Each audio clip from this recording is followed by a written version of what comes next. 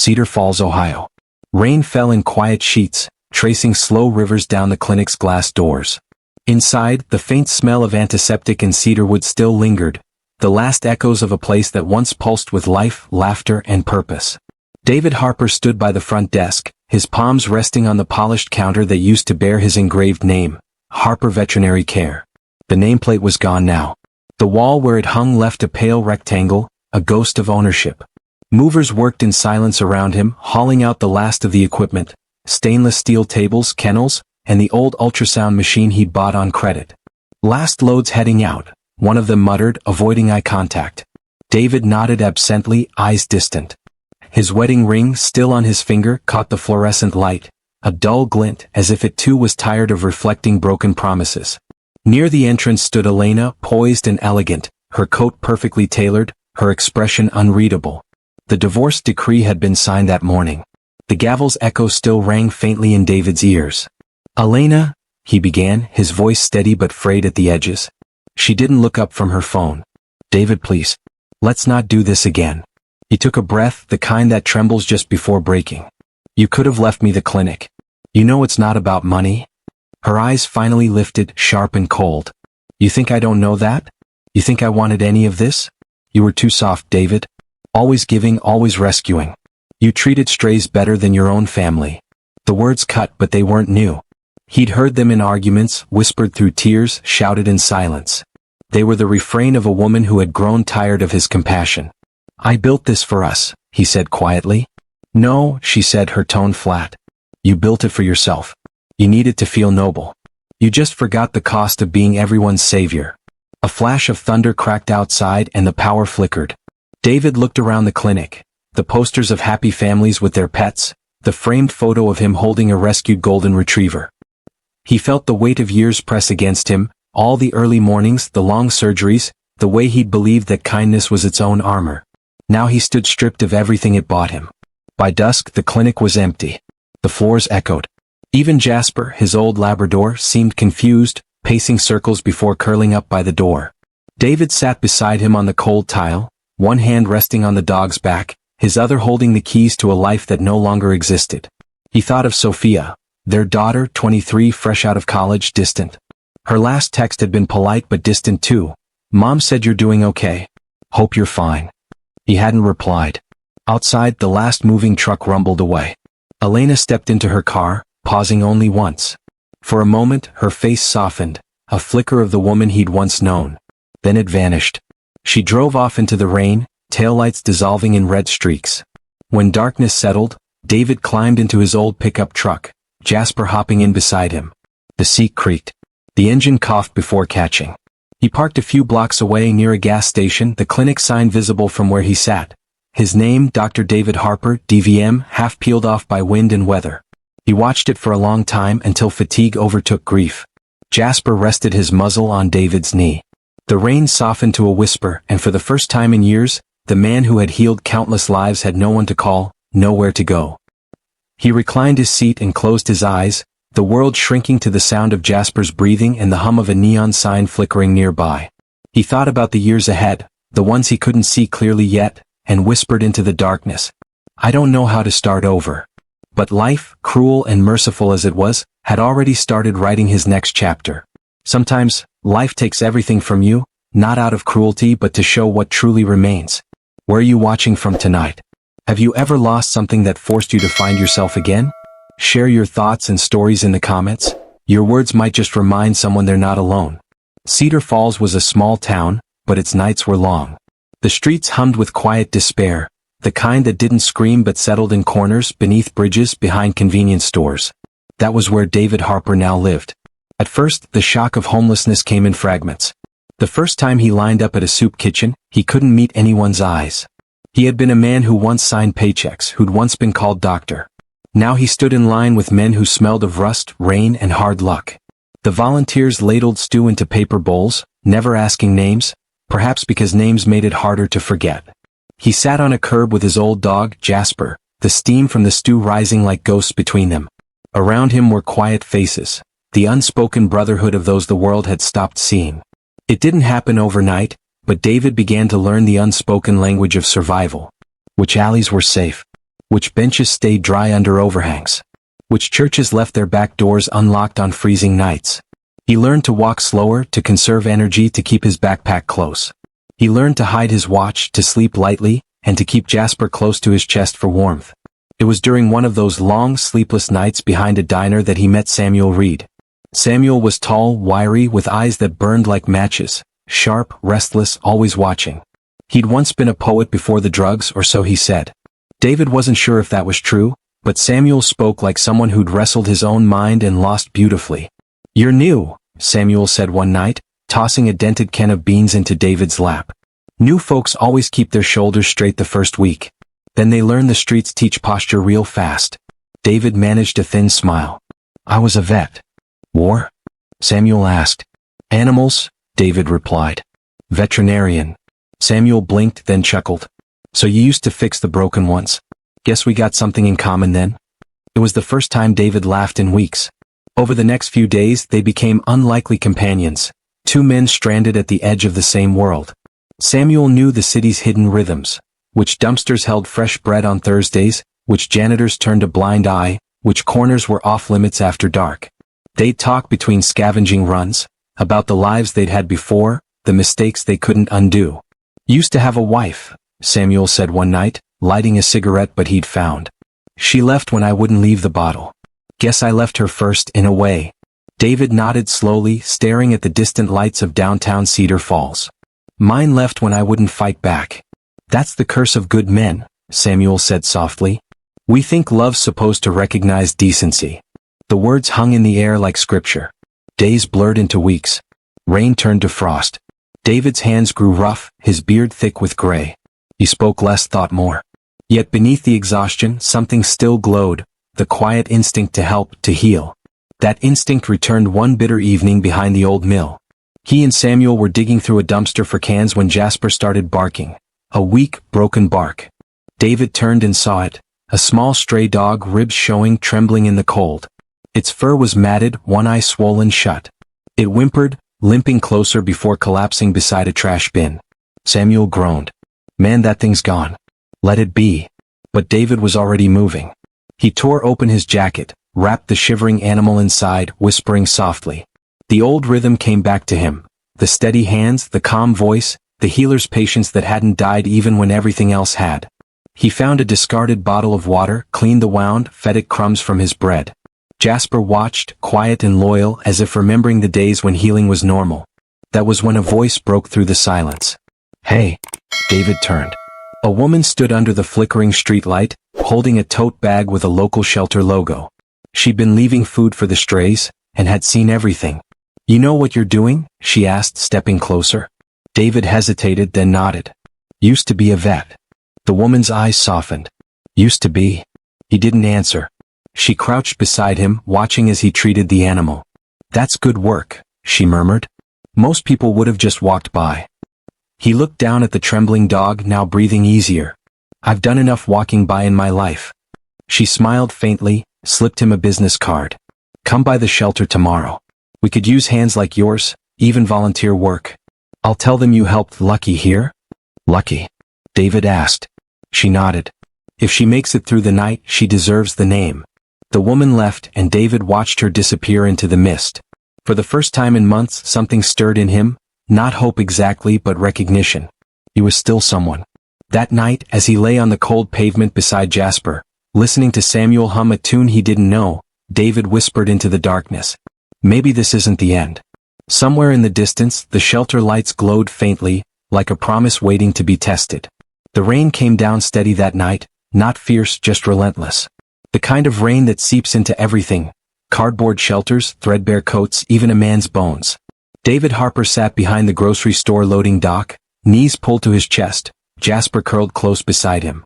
The smell of wet garbage and rust hung in the air. He'd gotten used to nights like this. Nights where silence felt heavier than words, where memories crept in uninvited. The sound of the clinic's front bell, Elena's voice, Sophia's laughter, they all came back like echoes through fog. Then headlights flashed through the rain. A black sedan rolled to a slow stop at the edge of the alley. It didn't belong there, too clean, too deliberate. The window slid down and a man's voice called out softly, "Dr. Harper?" David froze. No one had called him that in months. A tall man in a charcoal coat stepped out, holding an umbrella against the downpour. His shoes gleamed even in the muddy streetlight. He looked out of place like a banker lost in a storm. "I'm Victor Langford," he said, extending a gloved hand. "Attorney for the estate of Mr. Elias Hartley." David blinked. "I think you've got the wrong man." Langford reached into his briefcase and pulled out a thick, water-sealed envelope. "Mr. Hartley insisted this be delivered to you personally. He passed 3 months ago. Said you'd know what it means." David hesitated, then took the envelope. His fingers were numb, the paper softening under the drizzle. Inside was a letter, folded neatly, and a flash drive. The handwriting was old-fashioned, steady, the kind of hand shaped by discipline and faith. To Mr. David Harper. "If this reaches you, I am no longer among the living. My name may mean nothing to you, but your grandfather, Nathan Harper, once saved my life after the Korean War. I was a broken man, cold, hungry, forgotten. He shared food, shelter, and dignity with me when the world had none to offer. I've carried that debt for 60 years. Now I pass it forward." David's brow furrowed. Elias Hartley. The name flickered faintly. He remembered reading it once in a newspaper article about philanthropy and real estate, a man who'd donated millions to veterans and youth centers. He kept reading. "I have no heirs, no blood to carry my name. But I have a purpose, one that I now entrust to you. My attorney, Mr. Langford, will verify every step. You are to take control of my estate, valued at $50 million, on one condition. Within 6 years you must help 120 homeless souls rebuild their lives. Real help, Mr. Harper. Not handouts, transformation. Employment, housing, treatment, education, hope. Proof of success, verified by Mr. Langford and my foundation's board.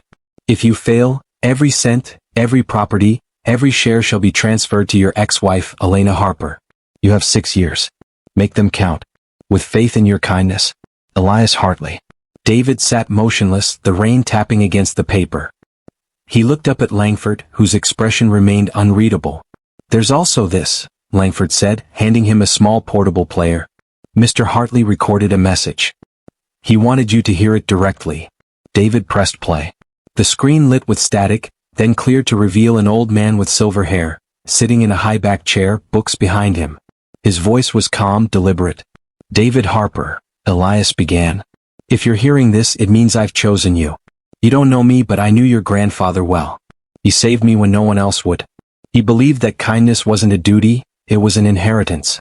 I've watched you quietly over the years, through the charitable work you've done, the people you've helped, the compassion that cost you everything."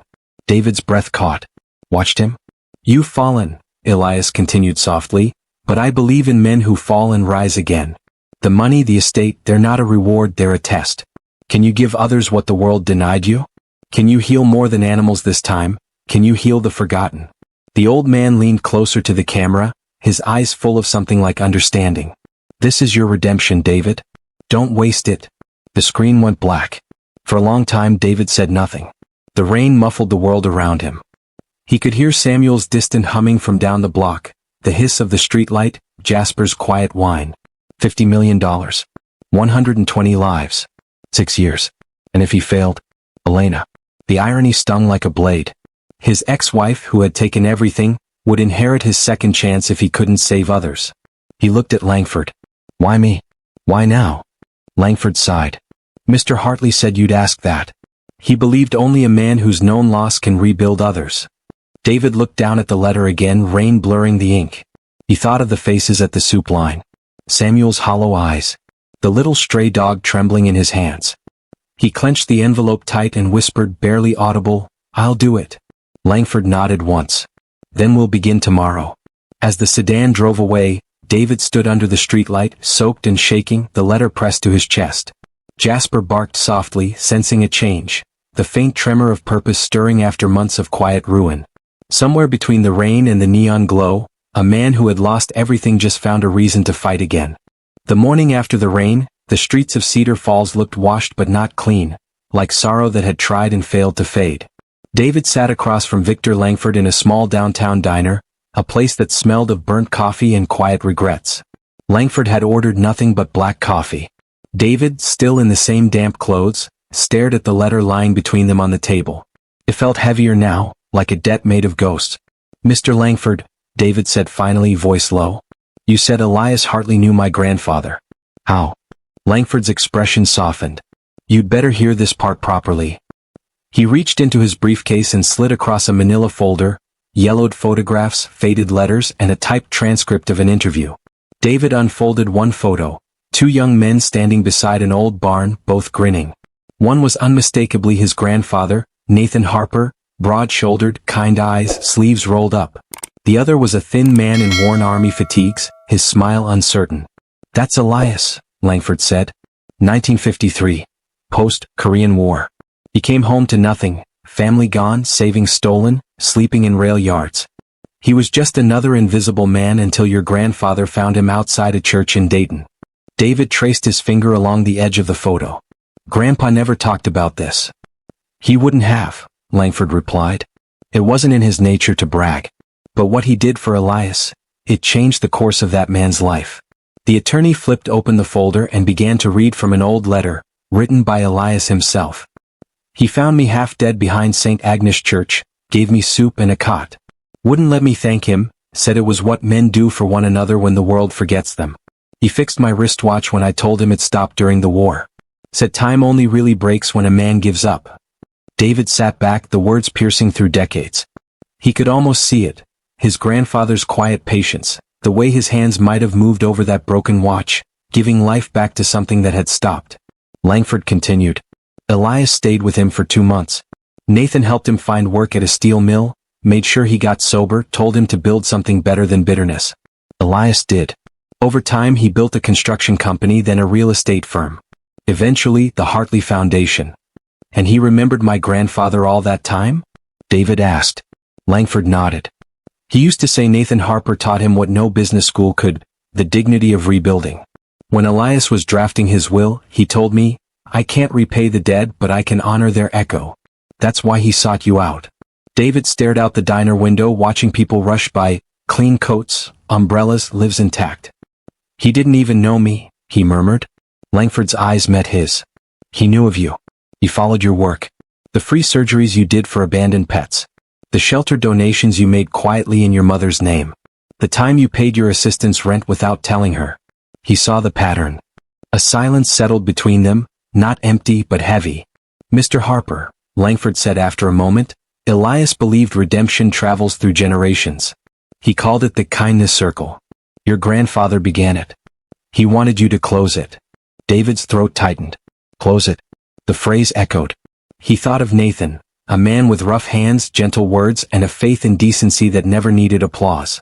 David had always admired him, but now he realized he'd been unknowingly living his shadow all along. He remembered Sunday afternoons in his grandfather's garden, learning to mend fences and repair watches. Nathan used to say, every broken thing tells you how much it wants to live. Your job's to listen. And now, decades later, a stranger's fortune was demanding he listen again, not to animals this time, but to people who'd fallen where he once stood. David looked up at Langford. You said he left no heirs? Langford shook his head. 2 nieces, a nephew, but none he trusted. He said blood makes you family, but spirit makes you legacy. David exhaled slowly, letting the weight of that truth settle. The debt wasn't about money, it was about inheritance of mercy. Elias hadn't chosen him because of lineage. He'd chosen him because he'd fallen the same way Elias once had. For a moment, David felt the diner fade. He saw the 1950s in his mind. His grandfather's hands offering a bowl of soup, Elias's hollow eyes softening under a porch light, the faint tick of a repaired watch starting again. Time unbroken. Langford stood. You'll have to meet with the trust board in a week. They'll test your commitment. This isn't charity, Mr. Harper, it's purpose. And purpose doesn't come free. David rose, folding the letter carefully. I understand. As Langford left, David remained by the window, Jasper's leash wrapped in his hand. The city outside was waking, buses hissing, horns blaring, the pulse of people with somewhere to be. He had nowhere yet, but for the first time in months, his heart moved with quiet certainty. Nathan had once fed a stranger and mended a watch. 60 years later, David was being asked to feed souls and mend lives. The circle wasn't broken. It was waiting for him to close it. He looked down at Jasper, who wagged his tail softly and whispered, We owe the dead a debt of the living. The old church on Madison and 4th had been empty for years. Its windows were cracked, pews splintered, and the faint smell of mildew clung to the walls like memory. But when David Harper stepped inside, flashlight in hand, he didn't see decay, he saw beginnings. "This place?" Samuel asked, his voice echoing through the hollow nave. "You sure about this, Doc? Looks like the Lord moved out years ago." David smiled faintly. "Then maybe it's time he moved back in." That was how it began. With Langford's guidance, the first portion of Elias Hartley's estate came through.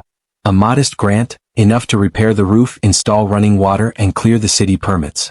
David and Samuel worked side by side, patching walls, sweeping floors, painting over graffiti. The irony wasn't lost on either of them. "Two men who used to fight over scraps," Samuel said one afternoon, wiping sweat from his brow, "now fighting city code." They both laughed, the sound raw and honest. They named it the Hartley Foundation, in honor of the man who had set it all in motion, not with wealth but with faith. The church basement became a refuge. Foldable cots, donated blankets, coffee brewing round the clock. David slept there most nights, Jasper never far from his side. Samuel, clean for almost 6 months, took charge of outreach, recruiting volunteers, connecting with local shelters, and coaxing lost souls in from the cold. Each story hit differently. There was Martha, a widowed nurse who'd lost her home after medical bills drained her savings. Rico, a former high school janitor whose gambling habit had cost him everything. Lenny, a teenager kicked out by his stepfather. David didn't just feed them, he listened. For every life broken by circumstance, there was another cracked by choices. But he didn't judge. The work was slow. The bureaucracy slower. But kindness, when consistent, grows like ivy, stubbornly, quietly. Local newspapers caught wind of it. The headline read, "Homeless veterinarian inherits $50 million, builds shelter for the forgotten." The story ran with a photo. David, standing in the church doorway with Jasper at his side, Samuel grinning behind him, paint still on their clothes. Miles away, in her high-rise apartment, Elena Harper stared at the article on her tablet. The rain tapped gently against her window, city lights shimmering beyond. "50 million, she whispered. Her reflection in the glass stared back, perfect, polished, but colder somehow.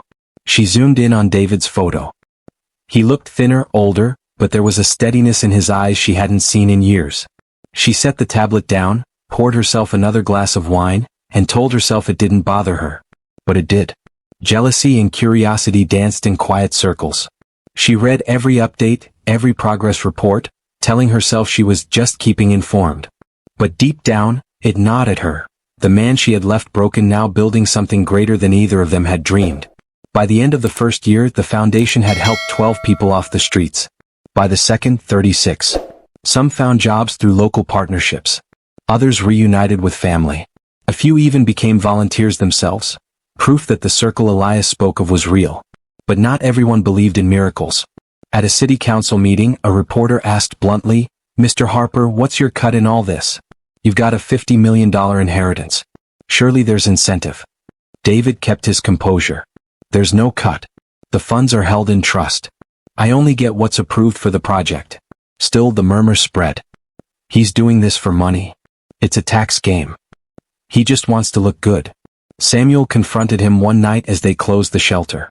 "You know folks are talking, right? Saying you're just polishing your halo for cash." David nodded, stacking chairs. "Let them talk." Samuel frowned. "Don't it bother you?" David paused, glancing toward the row of sleeping cots. People breathing softly, warm for the first time in weeks. "What they say doesn't matter. What they wake up to does." Samuel smirked. "You sound like a preacher now." David chuckled. "Only difference is I still curse when the coffee runs out." They both laughed, but the words lingered. For David, the work was no longer about fulfilling a will. It was about redemption, his own and others. Late that night, after Samuel left, David sat alone in the dim light of the church hall. He opened Nathan's old wristwatch, the one his grandfather had repaired decades ago and passed down before he died. Inside the casing, the tiny gears still ticked with stubborn precision. Time, once broken, was moving again. He closed it, placed it on the desk beside Elias's letter, and whispered, "I'll keep the circle unbroken." Outside, the wind carried faint laughter, one of the newly sheltered men telling a story by the fire pit. For the first time in years, the sound didn't make David feel like an outsider. It made him feel like home. Cedar Falls had always known gossip, but never like this. The whispers spread faster than truth ever could. What began as murmurs in coffee shops and church pews soon spilled into headlines and Facebook feeds. Charity under scrutiny, questions emerge over the Hartley Foundation's finances. David Harper read the article in silence, the glow of his office lamp reflecting off the paper. It was well written, careful, the kind of piece that didn't accuse but invited suspicion. Across the desk, attorney Victor Langford sat rigid, glasses low on his nose. "It's her," he said flatly. David didn't need to ask who. Elena. Now remarried to a local businessman named Todd Brenson, she'd returned to Cedar Falls with expensive jewelry, perfect hair, and a quiet vengeance. Her new husband sat on the board of several civic organizations, exactly the places where rumors mattered most. It started subtly. Elena attending charity events, smiling graciously as she mentioned concerns about how David's inheritance was being used. Then came the anonymous calls to City Hall, the quiet suggestions that the foundation's books didn't line up. Within months, inspectors arrived unannounced. Victor stayed calm through most of it, but David could feel the slow erosion of trust. Every signature was double-checked. Every expense justified. Every conversation recorded. And through it all, David kept working. The shelter had grown, 3 branches now, 2 in Cedar Falls and 1 in Columbus. 58 people had successfully transitioned from the streets to stable lives. The numbers should have spoken for themselves. But success attracts shadows. Samuel Reed, David's closest friend and right hand, had been clean for 2 years. He ran outreach, supervised volunteers, and had become something of a local hero himself. But lately something had changed. He was late more often. His words came out slower. His hands sometimes shook when he thought no one was watching. One rainy night, David found him sitting on the church steps, head in his hands. "Sam," he said quietly. "Talk to me." Samuel looked up, eyes glassy. "It's not what you think." David sat beside him. "Then tell me what it is." Samuel swallowed hard. "I can't sleep, document. Every night I see faces. People we couldn't save. People I turned away when we ran out of beds. You said this place was mercy, but mercy's got limits, and I'm the one drawing the line." David's jaw tightened. "You've come too far to fall now." Samuel gave a broken laugh. "You ever think maybe you and I were both chosen because we already lost everything? Maybe that's the price of caring. You can't stop until it kills you." The words hit deep. A week later, tragedy struck. A resident named Lenny, the teenage runaway who'd once called David Pop, was found unconscious in the storage room. Fentanyl overdose. By the time paramedics arrived, it was too late. News vans parked outside before sunrise. The headlines were merciless. "Death at Hartley Foundation Shelter. Where did the millions go?" Elena didn't need to lift a finger this time. The world did it for her. Victor called an emergency meeting that night. His tone was sharp, his eyes colder than usual. "David, the trust is reviewing your records. You've got 6 years to hit 120 verified recoveries. You're halfway through and only at 58. Miss that target and everything, the estate, the foundation, your name, goes straight to Elena." David exhaled slowly. "Then we work harder." Victor frowned. "That's not what I'm saying. We could fast-track some cases. Call in favors. Inflate the numbers a little. No one would know." David looked him dead in the eye. "If I cheat the work, I cheat the mercy." The room fell silent.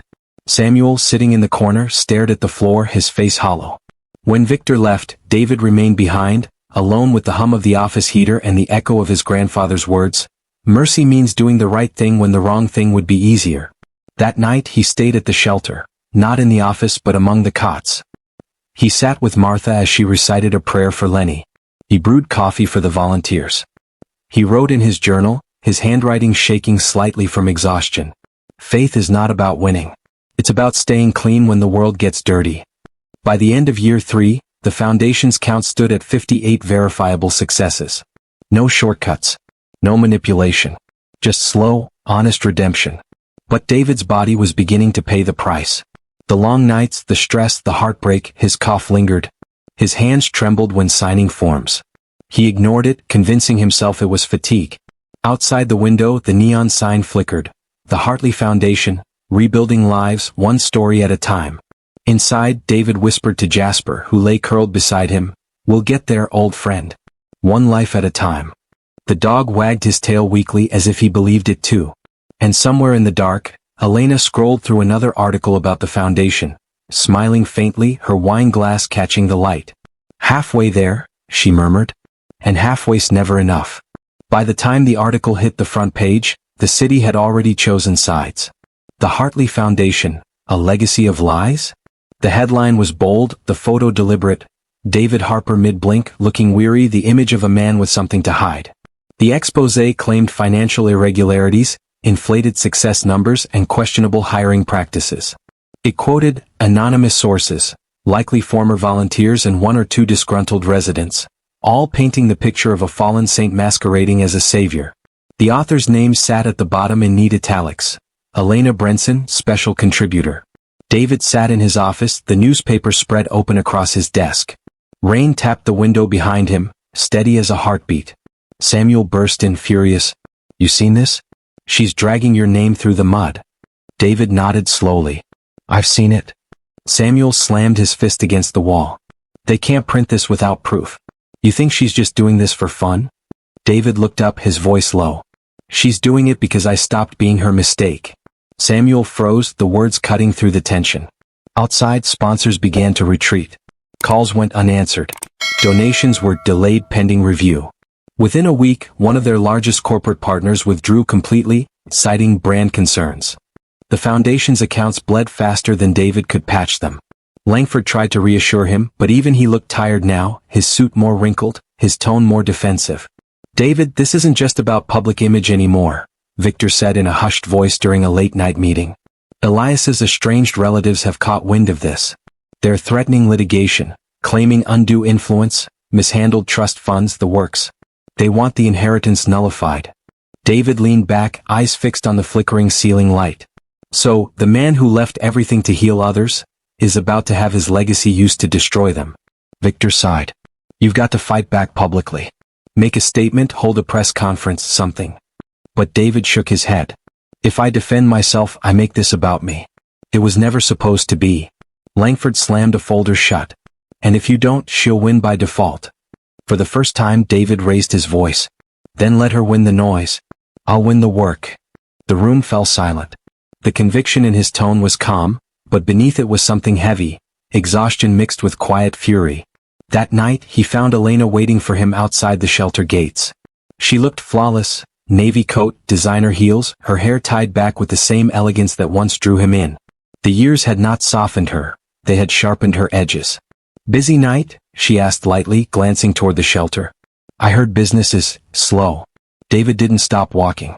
Go home, Elena. She followed, heels clicking against the pavement. You should have just taken the money and vanished. But no, you had to play saint. He turned sharply, eyes blazing. What do you want? She smiled. To remind you who you are. You don't help people, David. You just collect them, strays, addicts, broken souls. You pile them up like trophies to prove I was wrong about you. For a moment he just stared. Then his voice dropped to a quiet, razor-edged whisper. And yet you keep showing up, like you need saving too. The words hit her like a slap. Her mask cracked for just a second, then hardened again. Careful, David. I built you once. I can bury you now. He took a step closer, his tone steady. You didn't build me. You just watched while I built everything for you. This, he gestured toward the shelter, this I built for them. For the first time she didn't have a comeback. The silence between them was thick, broken only by the distant hum of traffic. Good night, Elena, he said finally, turning away. As she stood there under the flickering streetlight, a hint of something, regret maybe, flickered in her eyes before she turned and walked toward her car. Inside, David sank into his office chair and stared at the framed photo of Nathan Harper, his grandfather, smiling beside a young Elias Hartley. Two men who had believed in mercy when the world gave them none. Granddad, he whispered, how did you keep your faith when they called you a fool for helping others? Outside, a storm rolled in. The wind rattled the shelter windows. Samuel found him there hours later, still awake, still reading the same paragraph from Elias's will. They said nothing. Just sat in the quiet, listening to thunder. Because sometimes words didn't mend anything. Only staying did. By morning, the damage was done. Social media ablaze, donations frozen, investigations underway. The city that had once praised him now looked at him with suspicion. But among the ones who mattered, the 58 souls who'd found homes through his mercy, David was still a hero. And that, he decided, would have to be enough. The first time Sophia Harper saw her father again, he was standing in the drizzle outside the old church-turned-shelter, handing out cups of soup to a line of shivering men and women. His coat was threadbare, his hair grayer, but there was something steady, unshakable, in the way he moved. She didn't call out to him right away. She just watched, holding her umbrella, frozen between guilt and awe. This was the man she'd avoided for nearly 5 years, the man her mother said had thrown everything away for pity projects. Yet here he was, giving warmth to people the world stepped over. When he finally looked up, their eyes met through the rain. "Dad." He blinked as if unsure it was real. "Sophia?" Her voice broke. "Hi." He didn't hesitate. He just set the ladle down, crossed the distance, and wrapped her in his arms. Sophia had left Cedar Falls for Atlanta years earlier, chasing stability, and maybe distance. Her mother had always filled her head with polished versions of truth. Your father couldn't manage money. He couldn't say no to sob stories. He let people use him. And for a while Sophia believed it. But when Elena's second marriage to Todd Brenson imploded, complete with tabloids, lawsuits, and frozen accounts, she saw her mother for who she was, a woman who could never love without control. So, Sophia packed her things, left the condo, and came home. At first she told herself she'd only stay a week. But the first night in Cedar Falls she drove past the shelter, just to see. The sight of her father working through the rain changed everything. The next morning she showed up with coffee and nervous energy. "Got room for one more volunteer?" she asked. David smiled faintly. "Always." Samuel, watching from across the hall, nudged another worker. "Well, I'll be the prodigal daughter." Sophia shot him a playful glare. "And you must be the infamous Samuel." He grinned. "Infamous? I like that better than ex-con." Over the next few weeks, Sophia threw herself into the work, not out of obligation but curiosity. She cleaned, cooked, handled paperwork, and helped David organize case files. In the evenings she sat in the small office, reading through Elias Hartley's old journals. The entries were brittle and yellowed, but his words carried a heartbeat. "Nathan Harper gave me bread when I hadn't eaten in days. He asked for nothing. Said kindness is just another word for remembering we're all human." Another entry read, "I built an empire, but I never forgot that night under the bridge, the sound of Nathan's voice telling me, 'You're not what's happened to you.'" Sophia closed the book, tears brimming. "He wrote about Grandpa." David nodded softly. "Your great-grandfather fed Elias when he was a broken soldier. That one act changed everything." She looked around the small office, papers stacked neatly, a photo of her younger father holding a puppy in front of his old clinic pinned to the wall. "So, it's full circle." "More like a circle that keeps widening," David said. "Every life we help is another ring." That night, Sophia joined a few volunteers tending to an elderly woman named Lila, who had been found under an overpass, feverish and trembling. As the others hesitated, Sophia rolled up her sleeves. "Bring me a basin," she said. She knelt beside Lila and gently washed the woman's arms with a damp cloth. Lila murmured something incoherent, flinching from the touch. Sophia's voice softened. "You're safe here, ma'am. You're safe." David stood quietly in the doorway watching, a memory flickering across his mind. Years ago, when Sophia was a child, she had followed him into the clinic one Sunday afternoon. A stray cat had been brought in, mangled, sick, eyes half closed. Sophia had cried, asking if it would live. David remembered kneeling beside her, saying, "If we can give it peace even for one day, that's enough." Now, seeing her wash Lila's fragile hands with the same tenderness, the same mercy, he realized that compassion was not taught. It was inherited. Days turned into weeks. Sophia became the shelter's quiet pulse. She organized story circles, helped residents write job applications, even set up a skills wall, a bulletin board listing what each person could do from carpentry to cooking. "People aren't just what they've lost," she told Samuel one evening. "They're also what they still have." He smiled. "You sound like your old man." She laughed softly. "Guess it runs in the blood." But what touched David most was how easily Sophia reconnected, not through pity but through purpose. For the first time since the divorce, the air between them wasn't filled with what was broken. It was filled with what could still be rebuilt. Late one night as they closed up, Sophia found him staring at the flickering cross atop the church. "You okay?" she asked. He nodded. "Just thinking how long it took me to find peace." She slipped her arm through his. "You didn't find it, Dad. You made it." They stood there quietly, father and daughter, watching the light tremble above the city, fragile but still shining. And for the first time in years, the Harper name didn't feel like a wound. It felt like a promise. It started with the smell of smoke, faint, almost innocent, like a candle burning in a forgotten corner. Then came the shouting, the rush of footsteps, the wail of sirens that tore through the quiet streets of Cedar Falls. By the time David arrived, the second shelter, the one on Oak Ridge, was already swallowed in flame. He stood on the curb, raincoat clutched against the cold wind, watching as orange tongues licked through the shattered windows. The night was alive with chaos. Residents coughing into blankets, firefighters shouting for pressure, volunteers sobbing into each other's shoulders. "Everyone out?" David asked, his voice trembling. "Most," said a firefighter, pulling off his mask. "2 minor burns, no casualties." David exhaled shakily, but relief came with a sting, because inside that building were not just walls and beds. There were records, files, donations, memories. A lifetime of proof that his dream had meant something. As the roof collapsed, he whispered, "Oh God." Behind him, Samuel Reed stood motionless, soaked to the bone, face ghost white. "Doc," his voice broke. "It's my fault." David turned slowly. "What?" I lit a candle in the rec room. For Lenny." His eyes filled. "I must have forgotten to put it out before I left. I just wanted to honor him, you know? Just one damn candle." David stared at him, silent as the fire roared louder. Samuel fell to his knees, clutching his head. "I killed it all, Doc. Every damn thing we built." David knelt beside him, grabbing his shoulders. "No. You made this place a home. Homes burn, Sam. Families rebuild." But even as he said it, his heart cracked under the weight of loss. By morning the fire was out, but the damage was merciless. The shelter's main hall was gutted. The paper records, the meticulous logs of every success story, every person lifted off the streets, were reduced to ash. Dozens of residents lost what little they owned. Donations vanished. News crews circled like vultures. The first headline hit before noon. "Fire at Hartley Foundation, negligence suspected." Elena's statement came shortly after. "It's a tragedy," she told reporters, her tone dripping with controlled sorrow. "But it confirms what I've said all along.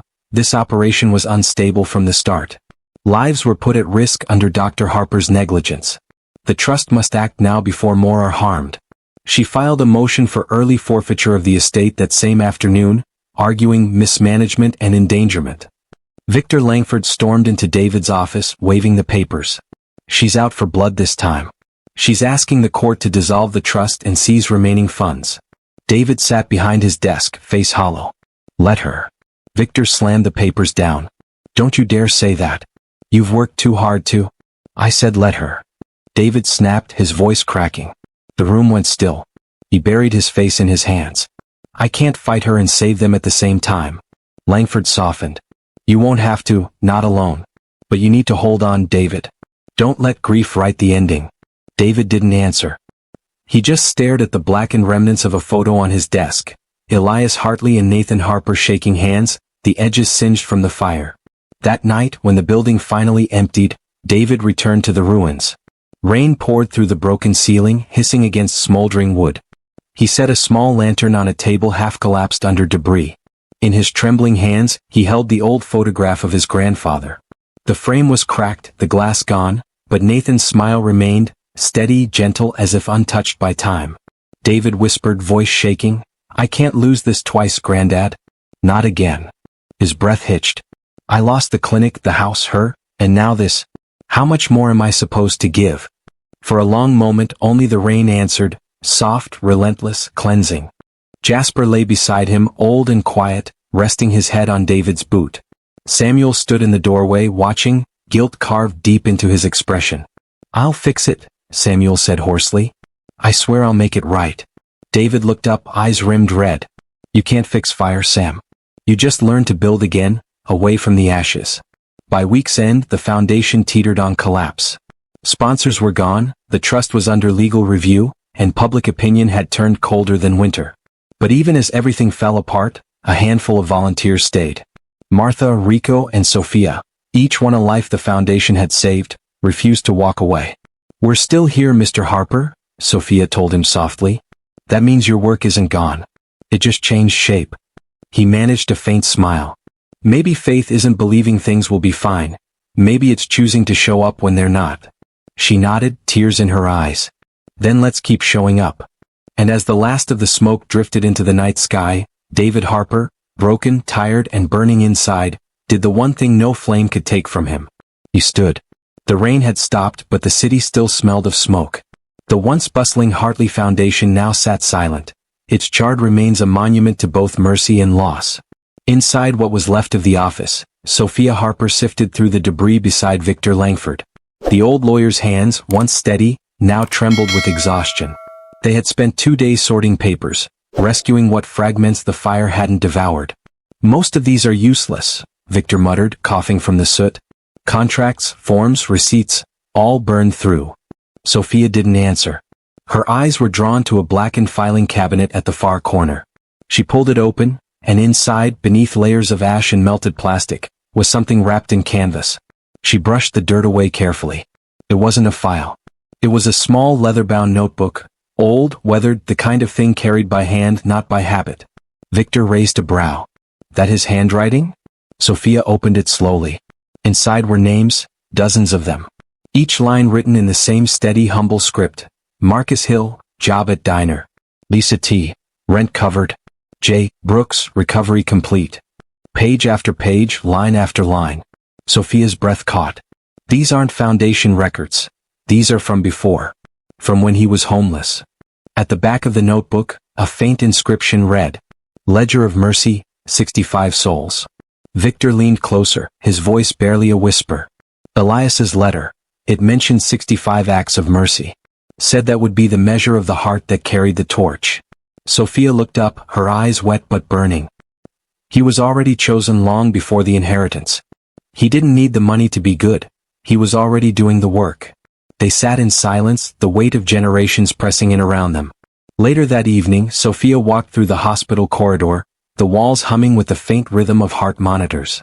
David lay in a small private room, an 4-line running into his arm, his skin pale but his eyes awake and aware. Samuel sat nearby, his leg bandaged, head bowed. When Sophia entered, Samuel rose awkwardly. Hey kid, he's been asking for you. She nodded. Thanks, Sam. David smiled faintly when he saw her. You found something? Sophia held up the notebook. You kept a record of everyone you helped, even before the Foundation. 65 names. He blinked, a flicker of light returning to his face. 65, he murmured. That's what Elias meant. I thought he was talking about the Foundation's numbers, not this. She nodded, sitting beside him. You were the circle he wanted to close, Dad. Not because of what you do with the money, but because of who you were before it. David turned to Samuel, whose eyes were glassy. You hear that, Sam? Turns out Mercy has better accountants than the IRS. Samuel chuckled weakly. Guess you've been richer than you thought, document? A long silence settled between them. David reached for Sophia's hand. How many are we at now? Verified. 117, she whispered. 3 short of your target. He smiled faintly. Then it's almost finished. She shook her head. Don't say it like that. I have to, sophomore. His voice softened. This isn't about finishing what Elias started. It's about finishing what Grandpa Nathan believed, that one act of kindness can echo through generations. Tears filled her eyes. You don't get to leave yet. David smiled, tired, peaceful. Then help me stay. Find 3 more. People nobody else sees. She nodded, clutching his hand. I will. He whispered, his gaze drifting toward the window. We'll finish this, even if I don't see it. Outside, dawn was breaking, soft light touching the hospital glass. It was the kind of light that made ashes look almost like gold. And somewhere deep inside the ledger, between names written in hope and loss, the final chapter of mercy was waiting to be completed. When the world forgets your good deeds, do you still keep count, or do you keep going? Where are you watching from tonight? Have you ever done something kind that no one saw but you remembered? Share it below. Your story might just be someone else's reason to believe again. The courthouse smelled of wood polish and old pride, the kind of place where truth came dressed in paper and ink. Reporters lined the marble steps, their cameras waiting like vultures over a meal not yet cold. Inside, David Harper sat quietly at the defense table. His hands trembled slightly, not from fear but fatigue. The years had hollowed him, eyes darker, beard streaked with more silver, frame thinner. Yet there was still that air of quiet dignity about him, like a man who'd already made peace with whatever came next. Across the aisle, Elena glowed. She wore confidence like perfume, radiant, poised, rehearsed. Her new husband sat behind her, smug and certain. Her attorney, sharp and loud, stacked folders of accusations like trophies. She caught David's eye and offered a small, practiced smile. You should have just let it go, her lips seemed to say. David only looked down at the small leather-bound ledger resting before him. Victor Langford, stoic as ever, adjusted his tie. Let's end this, he murmured. When the gavel struck, the room went still. The judge, a woman with eyes that had seen too much and forgiven too little, called the court to order. Case of Elena Harper versus the Hartley Foundation, she began. Motion for forfeiture of assets due to incomplete fulfillment of the decedent's conditions. Elena's lawyer rose first, pacing with theatrical rhythm. Your Honor, the evidence is clear. Mr. Harper's organization failed to meet the precise benchmark outlined by Mr. Elias Hartley's will, 120 verified beneficiaries. At best, we have 117. And at worst, he let the pause linger, we have a man who used philanthropy as personal therapy. A ripple of laughter and murmurs filled the gallery. Elena watched, chin lifted, the portrait of wronged elegance. Then Langford rose. His voice carried not volume but gravity. Your Honor, with respect, numbers alone cannot define mercy.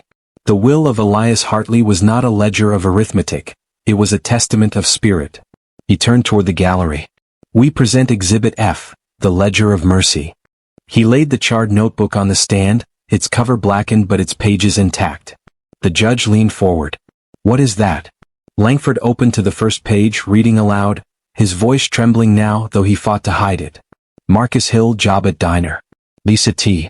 Rent covered. J. Brooks, recovery complete. He paused, letting the silence breathe. These names, Your Honor, predate the inheritance. They represent 65 individuals Dr. Harper helped while he was homeless himself. No foundation. No resources. Just a man choosing compassion over bitterness. Gasps fluttered through the room. Even the judge's expression softened. Langford continued, opening a folded page from Elias's will. If I may quote directly, Your Honor. He read, each word slow, deliberate, sacred. I chose David Harper because he had already begun before he was chosen. For a moment no one spoke. Even the sound of the ceiling fan seemed to pause. Elena's face stiffened. Her attorney fumbled his papers, voice suddenly dry. Your Honor, this is irrelevant sentimentality. The clause, the judge interrupted, speaks of aiding 120 souls through real help. It does not specify the timing of those acts, only that they must be genuine and verifiable. Langford took a breath. Then, Your Honor, I submit that Dr. Harper's acts, 65 before the inheritance and 58 since, more than satisfy both the letter and spirit of Elias Hartley's request. The courtroom fell silent again. Elena's composure cracked. She stood abruptly. He's manipulating all of you. You think helping vagrants makes him a saint? He's a fraud, he's always been one. The judge's gavel struck once, echoing like thunder. Mrs. Harper, sit down. Elena froze, her fury trembling in her hands. The judge's tone softened as she turned back to David. Dr. Harper, is there anything you wish to say before the court renders its decision? David stood slowly. His body was frail, but his presence filled the room. No, Your Honor, he said quietly. I think Mr. Langford and my grandfather already said what needed to be said. He turned to face Elena, not in anger but in finality. You were right about one thing. I did all this to prove something. Not to you, to myself. That mercy still means something in this world. He looked at the judge again. That's all. The gavel came down a final time. This court finds the condition fulfilled, in spirit and in deed. The estate of Elias Hartley remains in the stewardship of the Hartley Foundation. Gasp. Applause. A few quiet sobs. Elena stormed out, heels clicking like gunfire on marble. David exhaled, his body trembling under the weight of both victory and exhaustion. Langford placed a gentle hand on his shoulder. You did it, he whispered. David didn't smile. He simply nodded, eyes glistening, and looked up toward the skylight where sunlight streamed through. Thank you, grandfather. And for the first time in years his heart felt still. Cedar Falls was quiet again. Spring had returned in soft colors, the kind that make even broken things bloom. The shelter's backyard was alive with new life, fresh soil, the faint scent of lilies and laughter from volunteers rebuilding what fire and loss had taken. The garden, once ashes and weeds, now stood as a promise kept. David Harper knelt by a flower bed, his hands deep in the earth. Each seed he planted felt like a prayer, not for himself, but for the people who'd passed through his life carrying pieces of his faith. His hair was thin and silver now, his breath slower, but his eyes still carried that quiet gleam of a man who had made peace with the world. Beside him, Sophia sat on the low garden wall, holding an old black and white photograph. It showed 3 generations: Nathan Harper, proud and simple in his work shirt, Charles, David's father, standing stiffly beside him, and a young David on Nathan's knee, smiling at a world that had not yet broken him. "You were right, Dad," Sophia said softly. "Mercy really does circle back." David looked up, his smile faint but warm. "It always does, sweetheart. Sometimes it just takes longer than we expect." She studied him, the weight of years etched deep into his face, the calm of someone who'd fought the storm and learned not to hate the rain. "You think he'd be proud? Grandpa Nathan?" David nodded slowly. "He'd tell me I finally learned what mercy really costs." They sat in silence, listening to the distant hum of the city, the rustle of leaves, and the soft panting of Jasper, his faithful old dog, resting at his feet. After a long moment, David reached into his coat pocket and pulled out a folded envelope, its edges worn. "Sophia," he said quietly, handing it to her. Her name was written on the front in his familiar, steady hand. He watched her hesitate, then added, "Don't open it yet. Not until it feels like the right day." She smiled faintly. "You and your timing." He chuckled weakly. "The world's got enough noise. Some things deserve silence." That evening, after the sun slipped behind the trees, Sophia found him sitting by Jasper's bed in the small shelter office, his hand resting gently on the dog's head, eyes closed, peaceful. He was gone. No drama, no grand gesture, just the quiet dignity of a man who'd done what he came to do. In the morning, the staff found Sophia sitting beside him, reading the letter through tears. It was written in his firm, steady script. "Mercy is not inherited. It's practiced. If the world forgets your name, let it never forget your kindness. Love, Dad." Months passed. Under Sophia's leadership, the Hartley Foundation was reborn, not as a monument to wealth or tragedy, but as a living, breathing mission. She renamed it the Nathan Initiative, honoring the man whose quiet kindness had once fed a stranger named Elias Hartley and unknowingly changed the course of history. The initiative merged animal rescue with transitional housing, stray dogs and displaced people healing side by side, learning trust again in small, patient steps. Every room smelled faintly of lilies. Every wall carried portraits of those who had come through its doors, not as numbers but as names. And sometimes in the early dawn, when the mist still hung over the garden, volunteers swore they saw an old man in a worn coat tending the flowers. He never spoke. But he'd smile, a calm, knowing smile, and beside him a stray dog would sit, watching the sunrise. By the time the light reached them, they'd both be gone. Only the lilies remained, standing bright and alive against the morning. When the circle finally closes, do you believe mercy leaves a trace, or do you think it fades when we're gone? Where are you watching from tonight? And have you ever felt someone's kindness live on long after they left? Share it in the comments. Your story might help someone plant their own seed of mercy.